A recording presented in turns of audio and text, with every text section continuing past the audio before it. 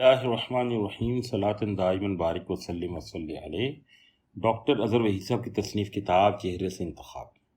سوال: حضرت واصف علی واصف رحمۃ اللہ تعالی علیہ کے اس قول کا کیا مطلب ہے کہ فقیر بیدار رہتا ہے، فقر خود نازل ہوتا ہے؟ جواب: دن کی پہچان سورج ہے۔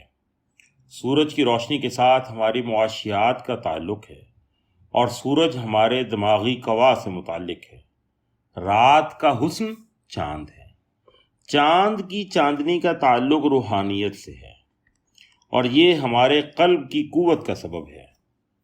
جو انسان جس روشنی میں زیادہ ایکسپوز رہتا ہے، اسی سے متعلق اس کے قوا نشو و نما پانے لگتے ہیں۔ شاعر، مفکر، ادیب اور فقیر درویش لوگ چاند کو محبوب رکھتے ہیں۔ یہ چاند سے باتیں کرنے والے لوگ ہوتے ہیں۔ نتیجہ یہ نکلتا ہے کہ ان کی لطیف حسیات زیادہ نمو پکڑتی ہیں، اور دوسرے لوگوں کی نسبت زیادہ قوت سے نمودار ہوتی ہیں۔